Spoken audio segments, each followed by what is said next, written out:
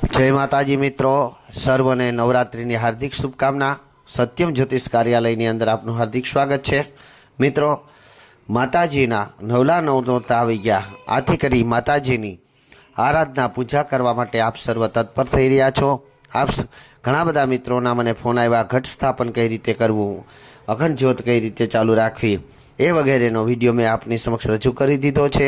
આજે પ્રથમ દિવસે પ્રથમ નોરતું माँ शैलपुत्रीનું નોરતું ગણવામાં આવે છે અને माँ शैलपुत्रीનું રૂપ કેવું છે, माँ शैलपुत्री કોણ છે અને माँ शैलपुत्री શા માટે કહેવાય છે અને એની આરાધના કઈ રીતે કરવી જોઈએ, એની વિશેષ માહિતી લઈને હું આપની સમક્ષ આવ્યો છું। મિત્રો, આપ જાણો છો તે પ્રમાણે કે माँ નવદુર્ગાના 9 સ્વરૂપો ને माँ પાર્વતીના સ્વરૂપ ગણવામાં આવે છે। પૂર્વ જન્મની અંદર જ્યારે દક્ષ રાજાને ત્યાં માતા સતીએ જન્મ લીધો ત્યારે શિવજી સાથે તેના લગ્ન થયા।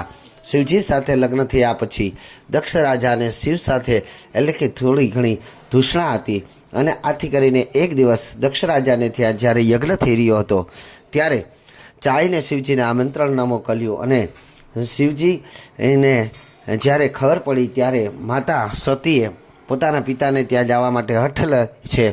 शिवजी ना कहे छे के आपणे आमंत्रण नथी एटले नथी जवुं, परंतु अहीं माता सती अनेक बनावो करे छे कि मारा पिताजी ने अनेक कामों होय छे, कदाच ए भूली गया हशे अथवा तो कोई साथे संदेश मोकल्यो हशे तो ए संदेश आपणे नहीं मळ्यो होय, त्यां जवुं जोईए। पिताने त्यां जवा माटे दीकरीने आमंत्रणनी जरूर होती नथी।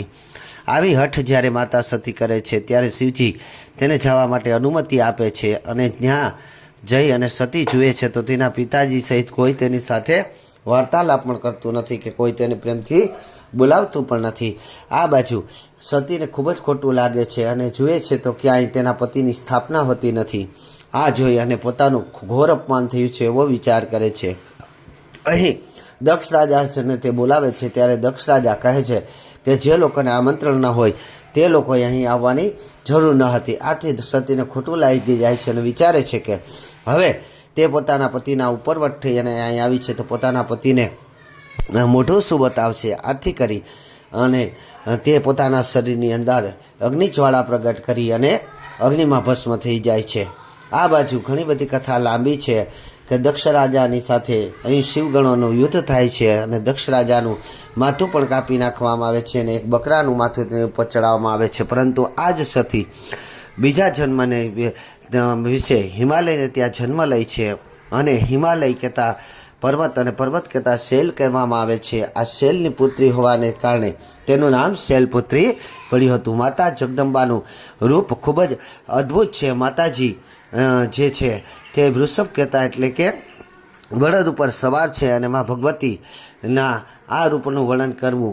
एक हाथनी अंदर माताजीना त्रिशूल छे, एक हाथनी अंदर कमळ छे। माताजीनो आ प्रथम रूप शैलपुत्री रूप गणवामां आवे छे अने शैलपुत्रीनुं पूजन करवाथी मनुष्यने मोटामां मोटा पहाड़ो जेवा दुखोमांथी मुक्ति प्राप्त थाय छे। आथी करी आपणे प्रथम दिवसे मां शैलपुत्रीना नामनी माळा करवी जोईए अने शैलपुत्रीना नामनी प्रार्थना करी शैलपुत्रीना नामना जप करवा जोईए। आ जप करवाथी आपनुं कल्याण थशे।